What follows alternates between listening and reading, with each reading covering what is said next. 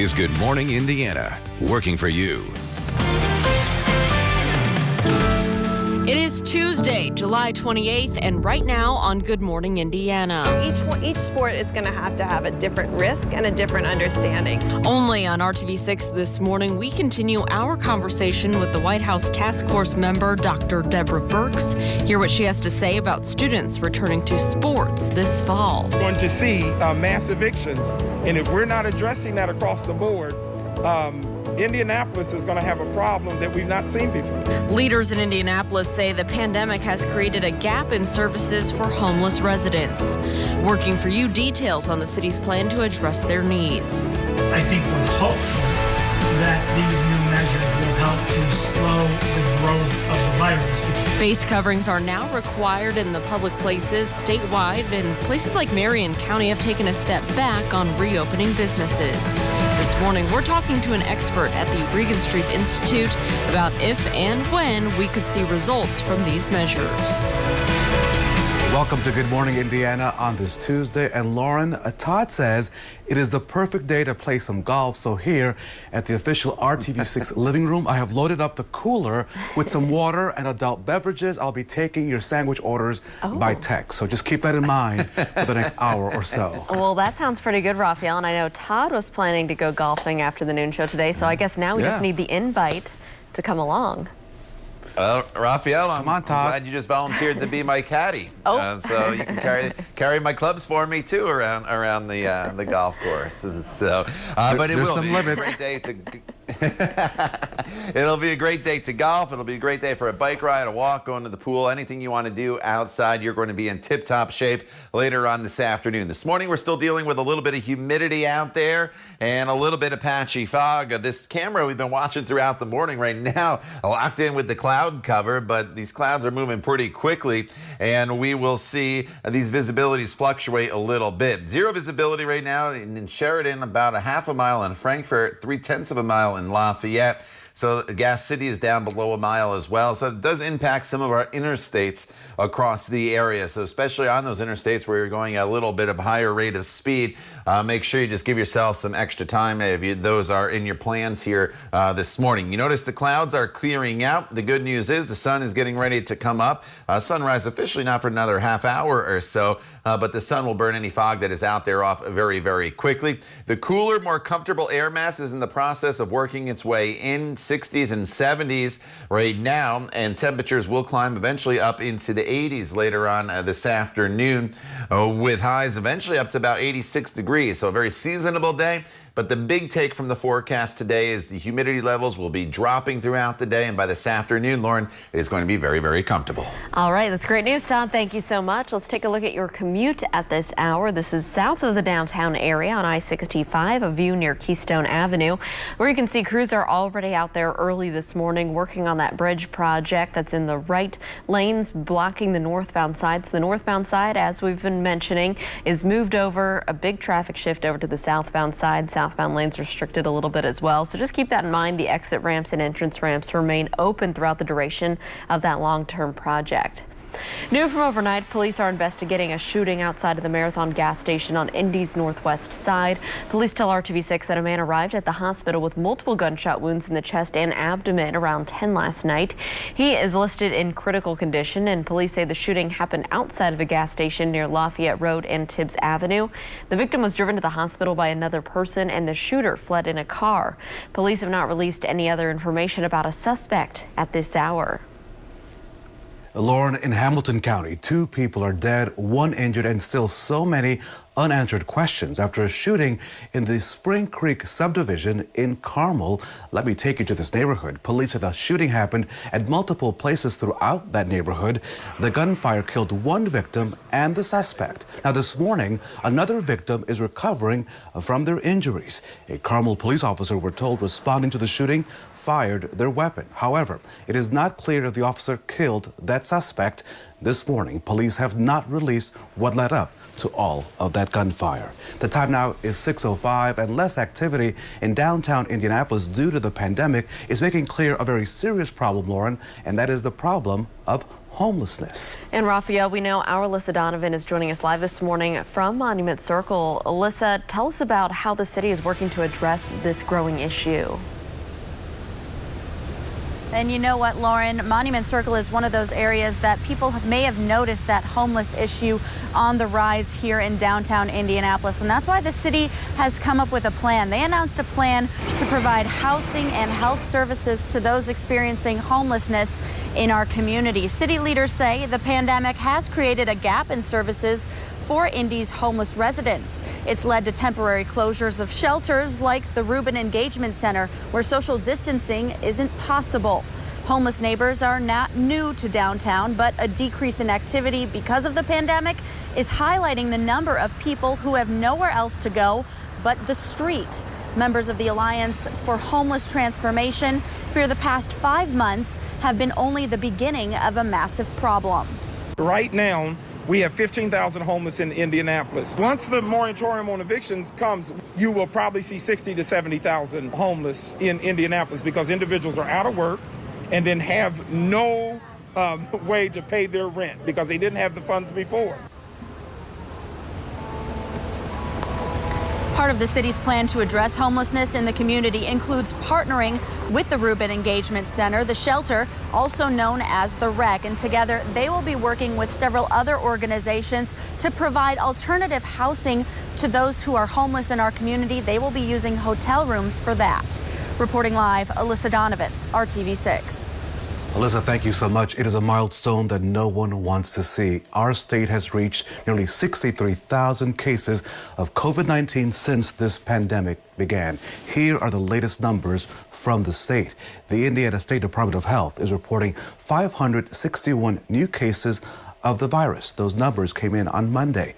That's down from the 800 and 900 case counts we saw over the weekend. They also confirmed 3 new deaths, bringing the death total to now 2,009. More than 707,000 Hoosiers have been tested so far. About 9% of those have come back positive. And we are now on day 2 of face coverings being required in public places statewide. And we know Marion County has shut down bars and is limiting capacity in other places. So are these measures enough to once again slow the spread of COVID-19? Our own Kelsey Anderson is joining us live this morning with what the experts are saying. Kelsey, good morning. Hey, good morning. So about 9% of Hoosiers have tested positive for the coronavirus since this pandemic started, and that's why the governor put in the mask up mandate. But will it work? We talked to Dr. Sean Granis with the Regents Treef Institute, and he tells us we should know if the new mask mandate is working in the next 2 weeks. He also says evidence and studies continue to show that face masks and social distancing cut down on community spread. He believes if people follow the guidelines, we can get back to some sense of normalcy. During the first phase in March and April and May, we showed that Hoosiers know how to slow down the spread of coronavirus. And I think we are ready and we are prepared and we are armed with great information to be able to slow this spread. The Regents Treef Institute has a COVID-19 dashboard where they compile data from across the state. It breaks down the information by county. That way you know exactly how the coronavirus is impacting your community. Now, the governor's executive order for the mask up mandate lasts until August 27th. And again, that's about how long we're going to need to know if this mask up mandate works or not. Reporting live, Kelsey Anderson, RTV6. Kelsey, thank you so much. Academics and, of course, athletics, key concerns with schools reopening just in a matter of days throughout central Indiana. Only on RTV6, the top doctor leading the national response to COVID-19 is discussing whether Hoosier kids should play school sports this fall. Dr. Deborah Burke sat down with us for about 45 minutes on Friday. With more than 1 million school-age kids in grades K through 12 in Indiana, there are many concerns about them returning to the classroom and playing sports. Football and band, track and field. Schools are scrambling because in those kinds of sports you can't socially distance. What do? Do we wait till the spring? Do we delay till next year? What's your best advice? Well, you said track and field. And I think you can socially distance in track and field. There's some sports that are open to social distancing and precautions, and we'd have to figure each sport is going to have a different risk and a different understanding. I think it's good that some of our national sport teams and our, like the baseball has gone back. They can socially distance and really seeing what is those risk factors and what are the risks to individual players and coaches. And I think we don't have a clear understanding about what that risk is, because remember, when we closed in March, we closed everything. Now that we're open and opening with a careful way, like here in Indiana, and watching each piece, I can tell you from other states where we have gotten into trouble when you talked about opening up, it was the bars. And it was bars where people could not socially distance. So any gathering indoors, and you're absolutely right. Your wife gets sick in October because the windows are closed, the heat is on, there's less ventilation in those classrooms. And I think we've learned cracking windows may be extraordinarily helpful, not heat efficient, but helpful in really creating air exchange. There are things that we can do to make it safer for children and teachers. Dr. Brooks, thank you. Schools are requiring kids to wear masks here in Indiana, but social distancing will be difficult for school-aged children. More on that coming up on Good Morning Indiana at 6:30. Lauren? Raphael, many parents are choosing to keep their students out of the classroom as this pandemic continues. Straight ahead, we're taking a closer look at the various resources for homeschooling your students. It is 6:12 here on your Tuesday. We'll be right back.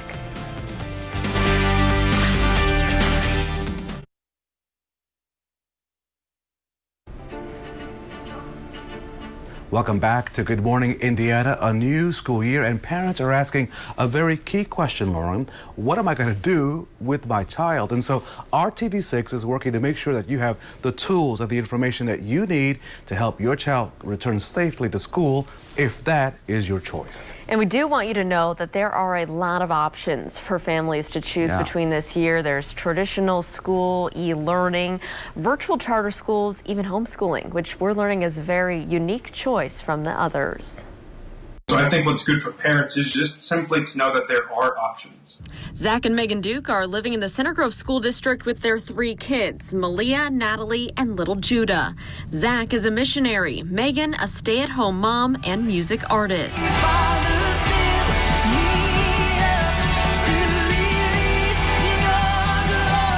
And just as faith is a common theme in Megan's music, the Dukes are relying on their faith, especially in these uncertain times. We're just trusting that God is in control, that He's going to continue to lead us and guide us. The faith just helps us to stay undisturbed in seasons of disturbance. And they're taking a leap of faith, making the choice to homeschool their children, starting with Malia, who will be in the 1st grade. And it's a change. Zach has had family members in the Center Grove School District since its beginning. All those who are going to the Center Grove school system, I know they're trying to figure it out. They're working really, really hard, and we want the absolute best for all the families and staff. Supporting that community is still important while also building a homeschool community for Malia on their family farm. Creating just a learning environment and atmosphere where she can have some peers as well. But yet creating a network where there's a tutor that we can have that can have the same curriculum that can help all these families. And creating a safe space. It's small, you can distance easy, and you can also communicate with all the parents easily.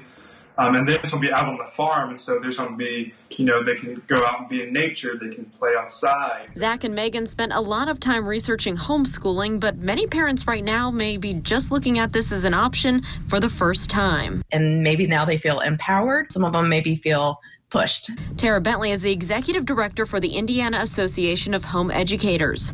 Since 1983, the group has helped homeschooling families get started by answering questions and providing resources and support. How many more families are contacting you compared to a normal year?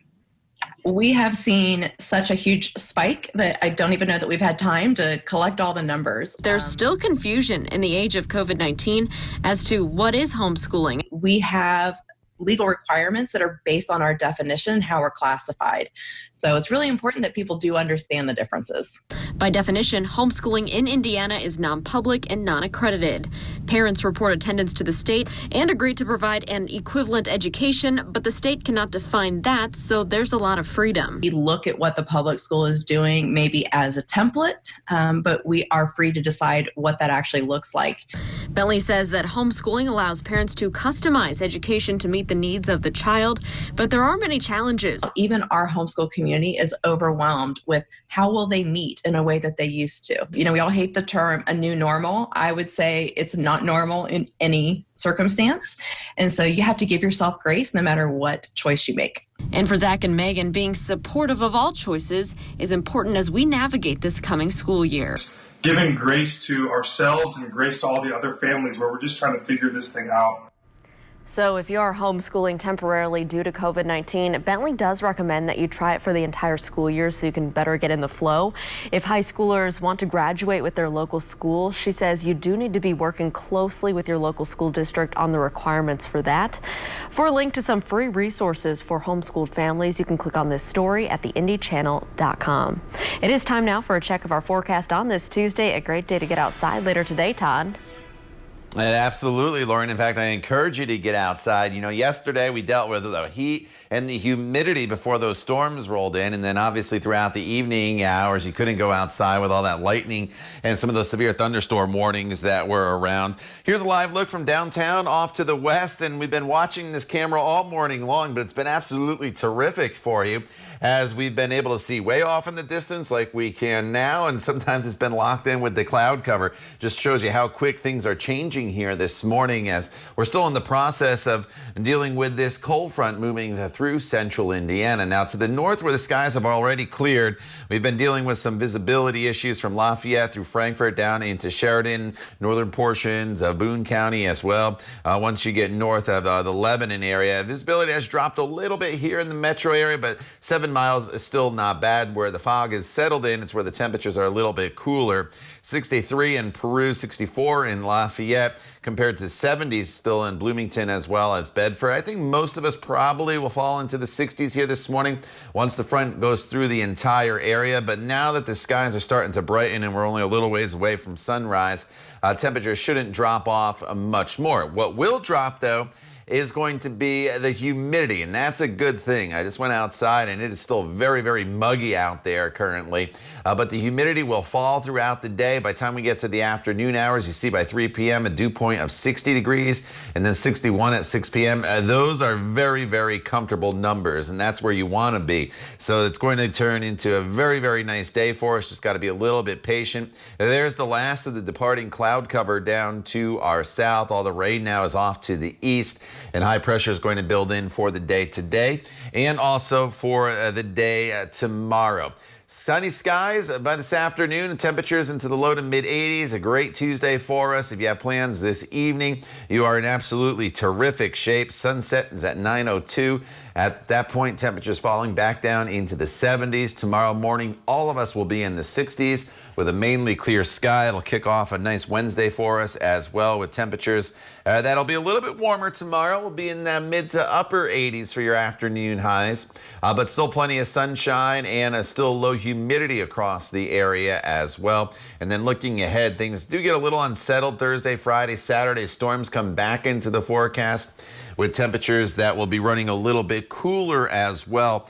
Well, highs will only be right around 80 degrees on Saturday and Sunday. So take advantage of today and tomorrow. The thunderstorms, Lauren, they're not all-day storms. They're just scattered storms off and on throughout the course of that stretch Thursday through Monday. All right, Todd, thanks so much. Let's take a look at traffic here on the southwest side. Our camera at I-465 and Man Road, where everything's traveling smoothly eastbound and westbound. Traffic around the metro area looks to be traveling up to speed as well. A great time to head out on the roads to get to work this morning. We'll have more news, weather, and traffic coming up on the other side of the break. Stay with us.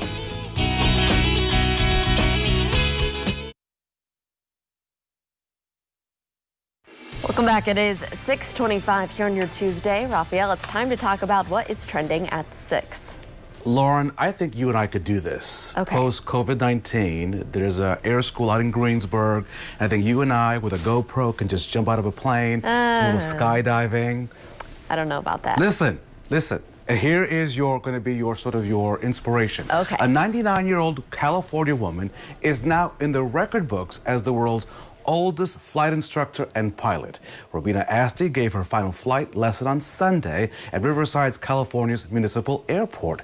Robina has been teaching people how to fly for decades. She says teaching never gets old for her, and her students say her experience really counts. The previous record holder was a 98-year-old Iowa man. So Lauren, if they can do that, be in a plane, you and I surely can just fly a plane or jump out of a plane. Oh, man. Think about it. That gives you a little bit of confidence, seeing how long they've been doing that, I guess. Well, you'd have to check the records to know for sure, but Raphael, it's probably pretty safe to say that no baseball player has ever gotten a rookie card at 79 years old. That is until Dr. Anthony Fauci.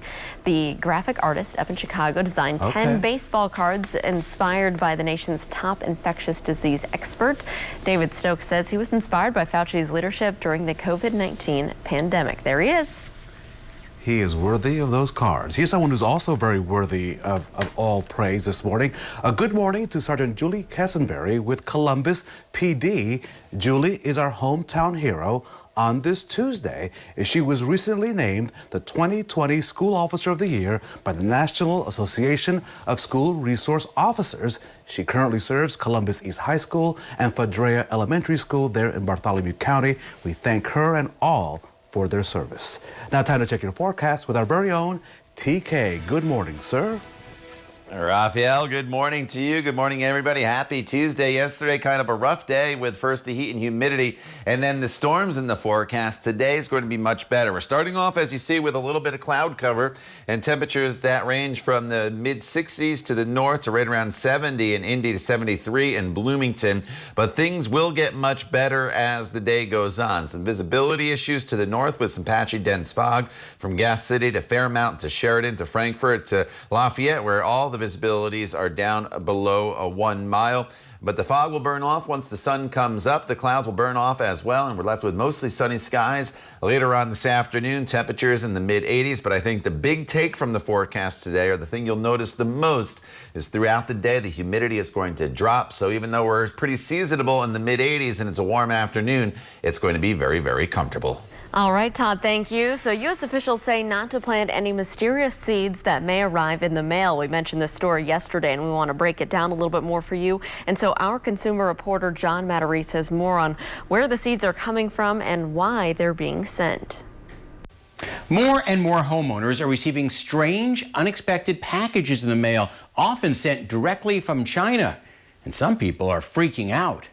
Why would someone in China send you seeds? That's what many people are wondering after receiving a small envelope like this filled with seeds, even though the package said jewelry. Well, agriculture departments in a number of states are warning people not to plant them, saying they could be an attempt to introduce a non-native plant into our countryside. But the Better Business Bureau has a less criminal explanation. It suspects this is the brushing scam, where a Chinese company ships inexpensive products to boost its position on Amazon, eBay, and other sites. Last week, I spoke with Angela Osborne, a woman who received a single face mask in the mail from China. Nothing else. While it may be harmless, it's creepy. If you receive an unexpected package of seeds in the mail, you can report it to the state agriculture department. Just don't try to send it back so you don't waste your money. I'm John Matarese. Good morning, Indiana. This is Good Morning Indiana, working for you. Now on Good Morning Indiana on this Tuesday morning, here's your 6:30 news feed. Police investigating a shooting outside a Marathon gas station, this on Indy's northwest side. A man arrived at a hospital with multiple gunshot wounds around 10 last night. Police believe that he was shot outside the gas station near Lafayette Road and Tibbs Avenue. At last report, the victim is in critical condition. Carmel police are still investigating a shooting that left 2 people dead, another person injured in the Spring Creek neighborhood. Police say the shooting happened Monday morning at multiple places throughout the neighborhood. The gunfire killed 1 victim and a suspect. Carmel police officer responding to the shooting fired their weapon as well. However, it's not clear yet if the officer killed the suspect. Lauren, 2 conferences are moving this fall's college football, soccer, and volleyball seasons to next spring, hoping the COVID-19 pandemic will have subsided by then. The Great Lakes Valley Conference made that decision on Monday. The University of Indianapolis competes in that conference. Also making that move is the Heartland Collegiate Athletic Conference. Its members include Franklin College and Anderson University. The pandemic means another race is coming to the Indianapolis Motor Speedway. 3 events already on the IndyCar calendar will now become doubleheader weekends. The last of those will be the Harvest Grand Prix at IMS in October. It will become a 2-day event on the road course on Friday, October 2nd and Saturday, October 3rd. And power companies have been working non-stop to restore electricity following Monday's round of severe storms. As of this hour, more than 3,500 customers of IPL are still in the dark, as you can see from their outage map on your screen. Switching now to Duke Energy, they now have fewer than 100 customers in central Indiana in the dark. Welcome to Good Morning Indiana on this Tuesday. The sun is up as far as I can see from my living room window, Lauren, but it is quite hazy out there. You can't see, it looks like it's kind of foggy out there. I know it's not foggy, but it's kind of still hazy. Yeah. I'm looking good. And Todd was monitoring some fog in northwest Indiana earlier this morning. Todd, can you tell us a little bit about what people can expect as they're heading out on the roads at this hour? Yeah, you know, still some fog in northern locations. Raphael's right down in Johnson County points to the south. Fog not an issue. And the difference is where the skies have cleared. Where the skies are clear, the fog has settled in a little bit earlier. Where the clouds are still in place, that's where visibilities aren't an issue. Everybody in northern locations here has somewhat reduced visibility. Others worse than others. Sheridan's the worst out there right now with virtually no visibility. 0.3 of a mile in Lafayette. In Gas City and Fairmount, right around 0.7 of a mile. And you can see a little bit of this fog trying to settle in here across downtown Indianapolis as you look off to the west. But the difference is here we're starting to see the sun come up now across central Indiana. So as the skies are starting to clear, the temperatures are going to warm and fog won't be an issue. Plus the sun will start to burn that off. So as we work our way throughout the morning hours here, just be a little bit patient for the next couple hours, then we'll be in much better shape. 60s in many locations now, still a few 70s there to the south where there's a little more in the way of cloud cover. Whether you're seeing the clouds now or not, everybody gets into the sunshine this afternoon, turns into a great day with mostly sunny skies and temperatures that'll be in the mid-80s. Lauren? All right, Todd, thank you so much. Let's take a look at some of the fog we're monitoring. This is on the north side. You can see visibility greatly reduced from when we saw this view earlier this morning. This is I-465, a view near Ditch Road where traffic is still traveling up to speed eastbound and westbound. No crashes right now to slow down your commute, but of course we'll continue to keep our eyes on your roads throughout the morning. Remember to use those low beam headlights if you do encounter some reduced visibility.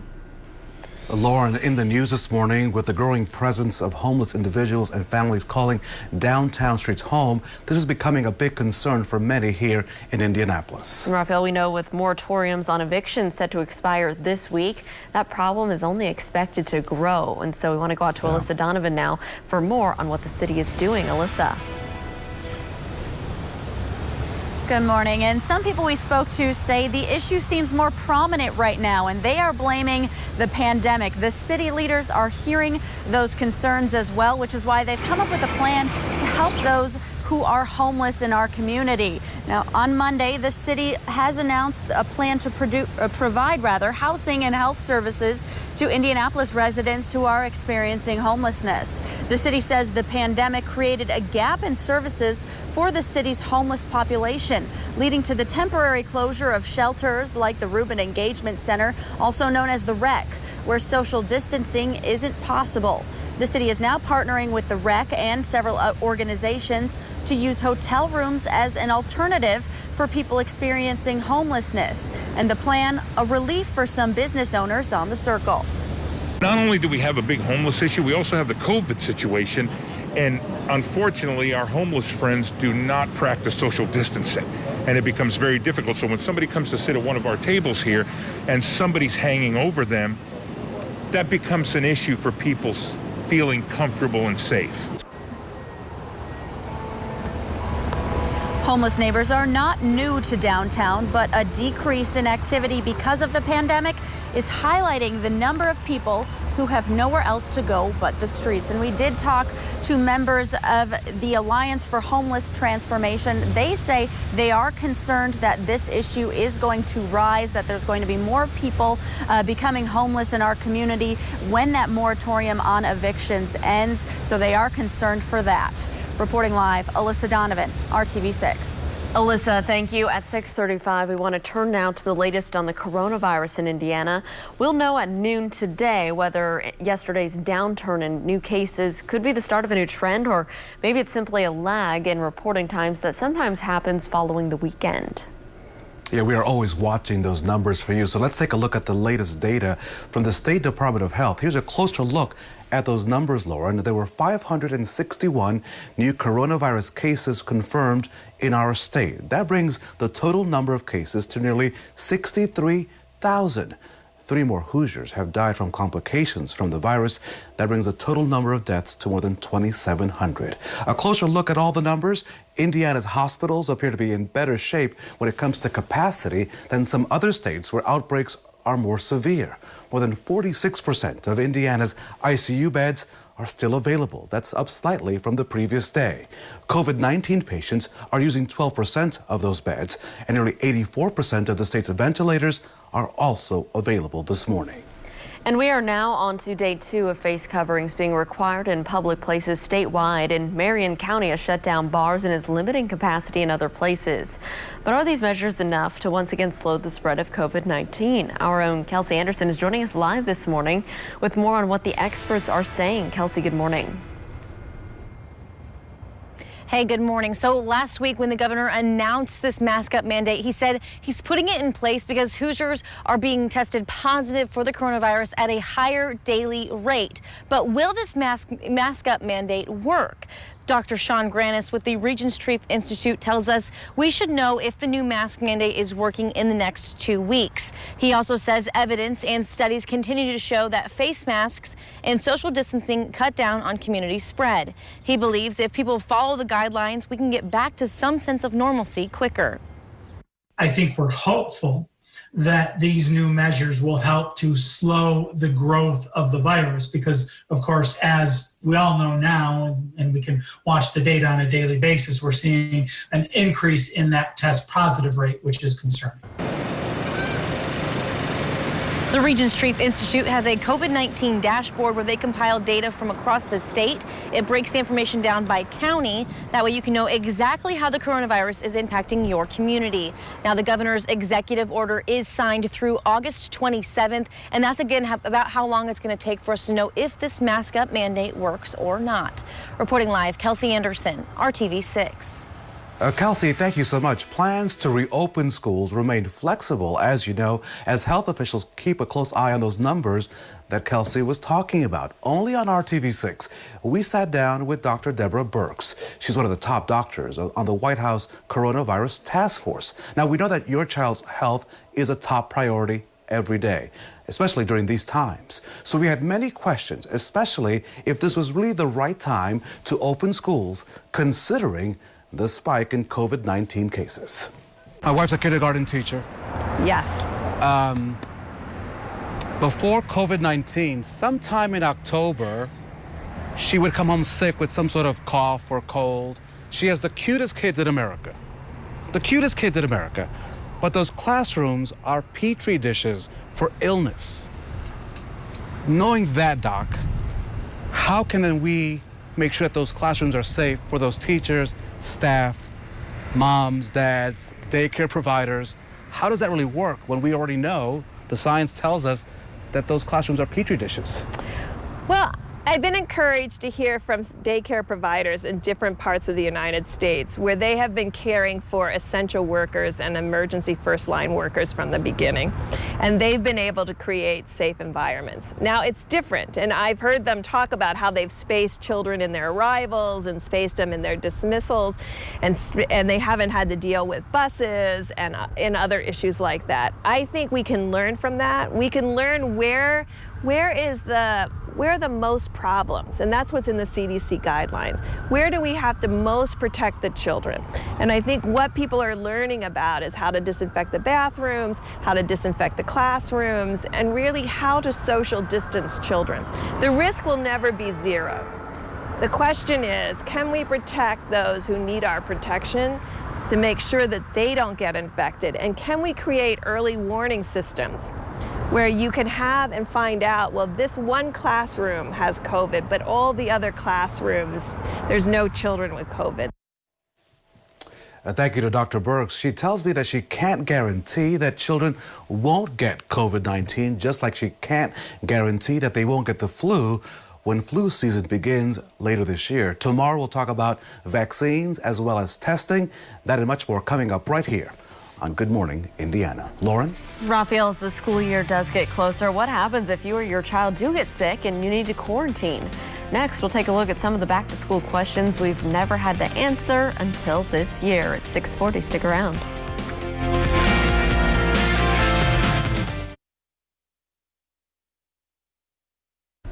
Welcome back. It is 6:43. So, Raphael, what happens if your child gets sick and you can't return to work, so you have to stay home with them? A big question for so many Hoosier families. Chris Conti takes a closer look at what parents are thinking about as they get ready to send their kids safely back to school. And the yard's been a godsend. Okay. The constant back and forth of a summer consumed with COVID. This has been a summer of popsicles. Has left Acacia Clark and her 3 boys stuck in a state of uncertainty. I made a decision early on that I was going to try to keep working, and, it's been mostly leaving them to their own devices. This realtor and her husband are both still working, but juggling her business and the kids has proven nearly impossible. My focus, for my work has been abysmal. So I haven't been able to focus. I'll get in, a few minutes here, a few minutes there, but it's very stressful. As empty classrooms start to fill back up, Acacia and other parents across the country are stuck, wondering what might happen if their kids catch COVID and they can't work. Chris Fuedo is an employment attorney. If kids can't go back to school, parents can't go back to work full-time. In March, Congress passed the Family's First Coronavirus Response Act. It gives parents 2 weeks of paid sick leave if you find yourself having to quarantine. Parents also get 2 weeks of paid sick leave at 2/3 your regular salary if your child's school or daycare shuts down because of COVID. And it guarantees 10 weeks of leave at 2/3 your salary if you need to take care of a sick child. Those benefits will run out on December 31st. Another big problem facing parents right now, many have already exhausted all of their leave. So if you do find yourself having to ask your boss for more flexibility, the best advice is to have a plan. Come up with your plan and say, hey, listen, this is the most that I can do for my employer, or this is how I can do everything I need to do for the employer while still be there for my family. It's more than being stuck between a rock and a hard place. It's just being in a hard place constantly and not even having a light at the end of the tunnel. And with a new school year on the horizon, Acacia Clark and parents everywhere are trying to manage whatever the pandemic throws their way. This is a new normal for years to come. I'm Chris Conti reporting. You can find more information on how to have these difficult conversations with your boss in our section of the website, in the Rebound section of the IndyChannel.com. As part of our TV6's Safely Back to School initiative, we want you to hear from local leaders in education and healthcare about how to get your kids back to school safely. The Back to School Town Hall from our partners at Radio 1 is this Thursday, July the 30th from 1 to 3 p.m. You can listen live on all of these Radio 1 stations as well as the RTV6 Facebook page. And of course, this morning we are all tuned in to Todd's forecast. Todd, it is warm this morning, but things will get better, right?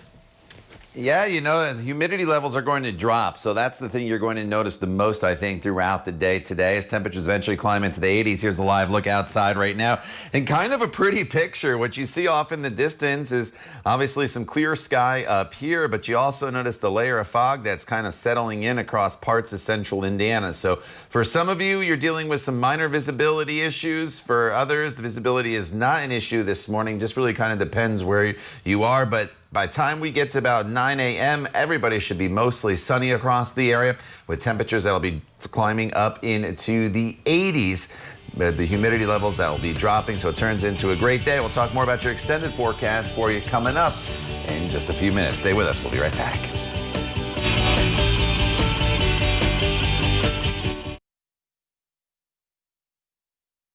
Welcome back. If you are still looking for work during the pandemic, here's a way you can social distance and still look for your next job. RTV6 is teaming up with the Indiana Black Expo for a virtual Hiring Hoosiers Employment Opportunity Fair this Thursday from noon until 4 p.m. Our virtual interview space will let you connect directly with recruiters and HR executives from the comfort of your own home. To get connected, you can visit indianablackexpo.com. 4 people recovering after a building that was under construction in Brownsburg just simply collapsed as those severe storms just rolled through the area on Monday. Let me take you closer to Hendricks County. The collapse, this happened at a building site on State Road 267, this near Northfield Drive. The fire department says it has not confirmed yet that the thunderstorms caused that collapse. But Todd, we know those winds yesterday was definitely strong, and those downpours were just immense for several minutes as that storms rolled through the area. Luckily, nothing like that today, right?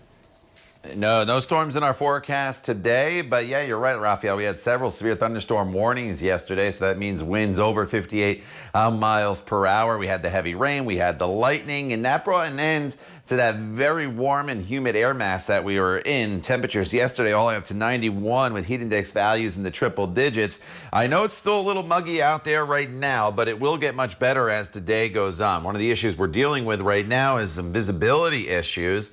And you notice a little more gray appearing on the map from Indianapolis down over into portions of Shelbyville, into Rushville. So the fog is continuing to settle in. It's not as thick and dense in southern locations as it is to the north in Lafayette and over into the Clinton County, Frankfort area, and Sheridan right now. But it is continuing to settle in, and you can see as you look off here to the west. Now, what you do see is it's just a very thin layer of fog off in the horizon here, and you notice plenty of clear sky up here with the sunshine. And so as we go throughout the course of the morning hours, the sun is going to burn off that fog, and we'll have a lot of sunshine, and the humidity will continue to drop, and the cooler, more comfortable air mass is in the process of working its way in. 60s to the north, 70s to the south, 63 in Peru compared to 73 in Bloomington, so a 10-degree difference. And not only is the temperatures cooler, the dew points are dropping, and the humidity is getting lower as well in northern locations. Just got to be a little patient here for the rest of central Indiana to get into that more comfortable air mass. But here is the big picture for you. The front is through. It's a cool front. I don't want to call it a cold front because the temperatures behind it aren't all that much colder than yesterday. Maybe just about 5 degrees cooler. But the big difference is the wind shift. Instead of that warm tropical southerly wind, we're going to have more of a northwesterly wind throughout the day today, and that's going to make it a lot more comfortable. And it's also going to help to thin these clouds out and bring the sunshine in here throughout the day. So it turns into a beautiful afternoon for us with low humidity, lots of sunshine. I encourage you to get out and about if you have the opportunity to do so today. This evening, we're in great shape. Should be very, very comfortable as temperatures eventually fall back down into the 70s once the sun sets. Looking forward in this forecast, tomorrow's a little bit warmer, anywhere from about 85 to 90 degrees once again. However, just because the temperatures go up does not mean the humidity is going up. It's still pretty comfortable tomorrow humidity-wise, even though 89 may be a little warm for some of you out there. And then once we get to Thursday, through the weekend, scattered storms are back in the forecast. No days of washout, but with the added cloud cover that will be around, temperatures will be running a little bit cooler with highs, Lauren, that will be in the low 80s. All right, Todd, thank you so much. Let's take a look right now at traffic for your commute. This is US 31 at 151st Street up in Hamilton County. Here you can see we have a lot of fog out there for your commute. Traffic is still traveling along US 31 about up to speed, so no major delays to slow you down, but just be aware of that if you're driving through areas like Carmel, Westfield, Sheridan. We do have some reduced visibility. We'll have more news and weather coming up after the break.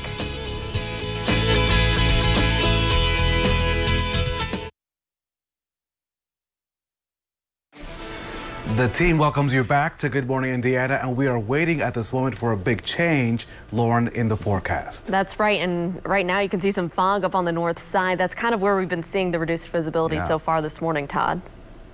Yeah, patchy fog out there right now, but the day really becomes a nice one across the area. Just got to be a little bit patient here this morning for the sunshine to work its magic. We'll burn the fog off, we'll burn the clouds that are out there off, and we'll be left with mostly sunny skies this afternoon and humidity levels that will be falling. So it gets more and more comfortable as the day goes on, with a high of 86, tomorrow 89, but still low humidity. And then you see the storms building back into the forecast Thursday through the weekend. We're not looking at all-day rains, but definitely very unsettled.